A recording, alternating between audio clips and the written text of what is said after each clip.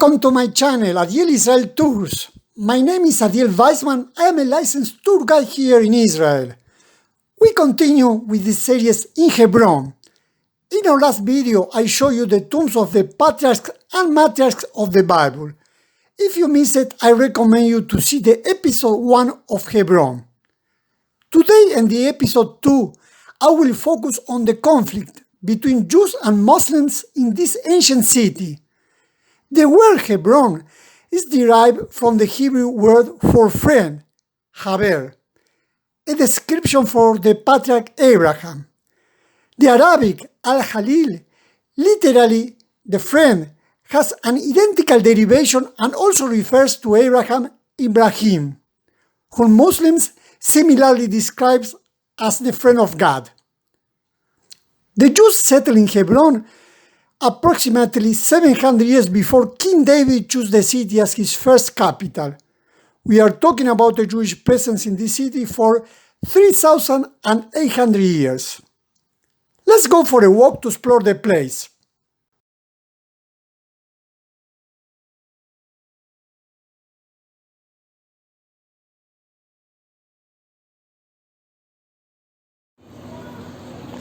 Around 600 CE, Arab camel caravans began penetrating what is today Israel.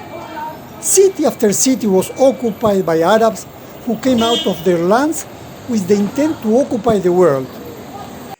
They made use of local people's administrative knowledge, including the Jews.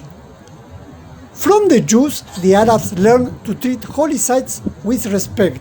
For 500 years, both Jews and Muslims came to the tomb of patriarchs and arranged various welcoming celebrations for adherents of other religions who visited. The Arab rule lasted until 1099, when the Crusaders took Hebron, converted the mosque and the synagogue into a church and expelled the Jews.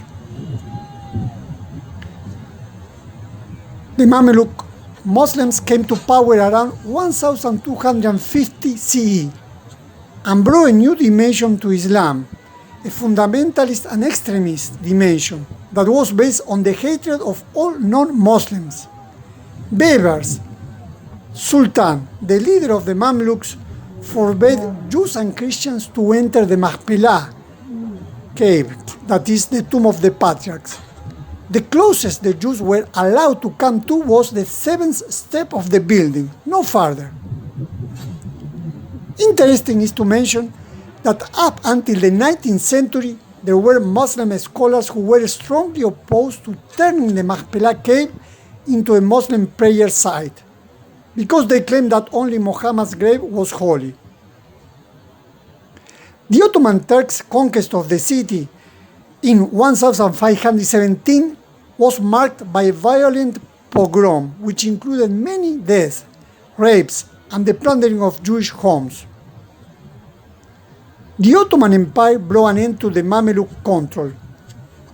In this period, Jews who had been deported from Spain in the 16th century came to Hebron and purchased a farm to renew the Jewish quarter. The fall of the Ottoman Empire at the 20th century was followed by nationalistic phenomena in the Middle East. Both Jews and Arabs established active nationalistic movements. The Arabs started seeing Zionism as their arch enemy. At the distance, we can see some Israeli soldiers approaching.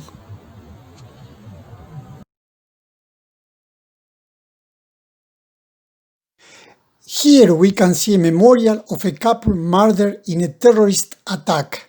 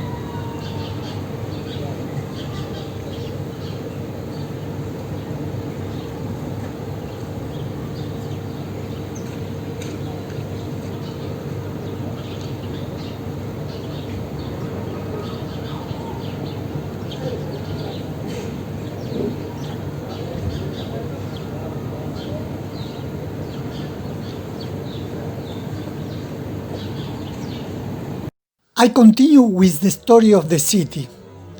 During the British period that started in 1917, Hebron remained as a part of the British Mandate until 1948. Another wave of pogroms or violence against Jews was led by the Mufti or spiritual Muslim leader Haj Amin al-Husseini.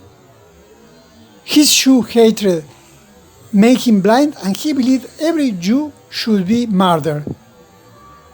This is why the pogrom in 1929, known as the Arab Riots of 1929, was the most murderous of them all.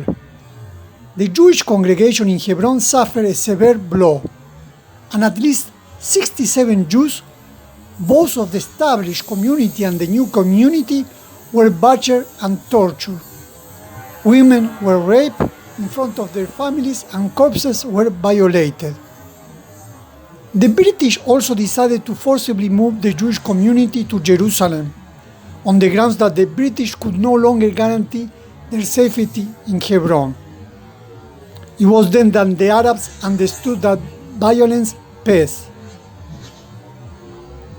Following the creation of the State of Israel in 1948 and the invasion by Arab armies, Hebron was captured and occupied by the Jordanian Arab Legion. During the Jordanian occupation, which lasted until 1967, Jews were not permitted to live in the city, nor, despite the armistice agreement, to visit or pray at the Jewish holy sites in the city. Additionally, the Jordanian authorities and local residents undertook a systematic campaign to eliminate any evidence of the Jewish presence in the city. They razed the Jewish quarter, desecrated the Jewish cemetery, and built an animal pen on the ruins of the Abraham Avinu synagogue. Following the Six-Day War in June 1967, the rule of Hebron changed from Jordanian to Israeli hands. The UN's partition plan didn't take into consideration the historical roots of the Jews with Hebron. So, this holy city of the Jews was placed outside of Israel's borders in 1948. With the Six-Day War and Israel's surprising victory in the 1967, Hebron was reconquered. A small group of families around Rabbi Moshe Levinger arrived and started renewing the Jewish congregation in Hebron. Following much struggle, Israel government decided to rebuild Kiryat Arba, next to Hebron in 1969, actually with a population of 7,500 Jews. Hebron and Kiryat Arba have experienced innumerable terrorist attacks and disasters since then.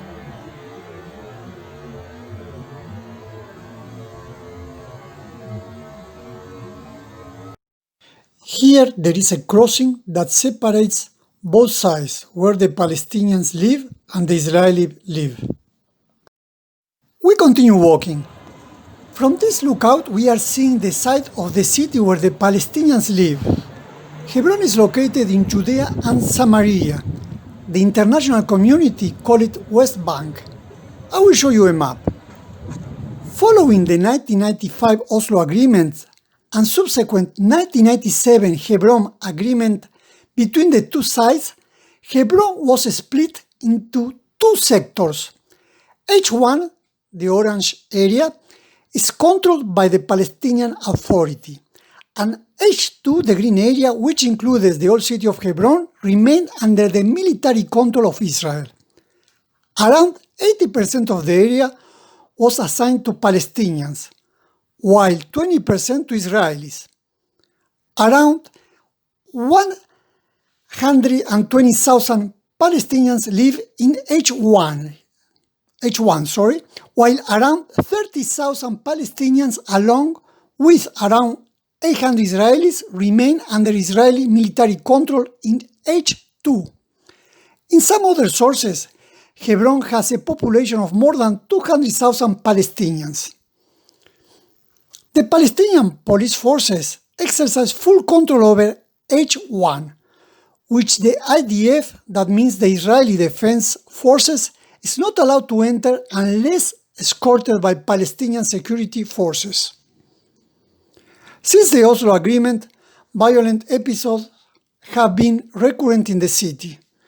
Another tragedy took place on 1994, when Baruch Goldstein and Israeli opened fire on Muslims at prayer in the Ibrahimi Mosque, killing 29 and wounding 125 before the survivors overcame and killed him. This event was condemned by the Israeli government.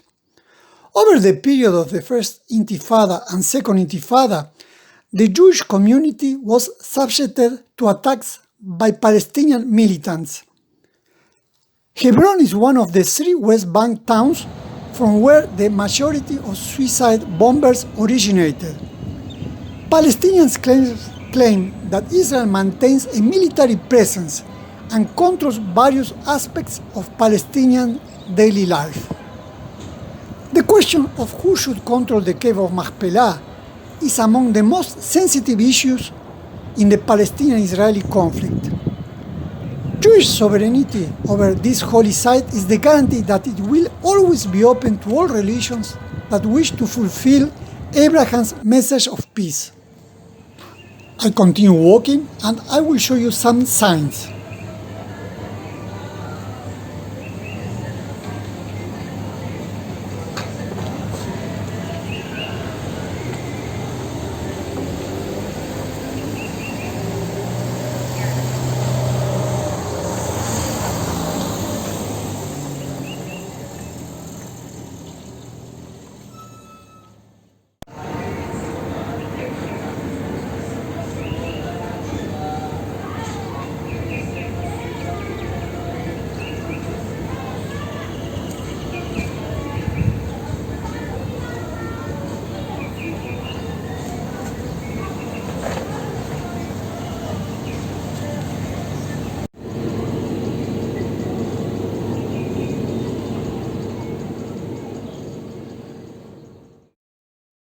There is a biblical passage of Jeremiah 31:17.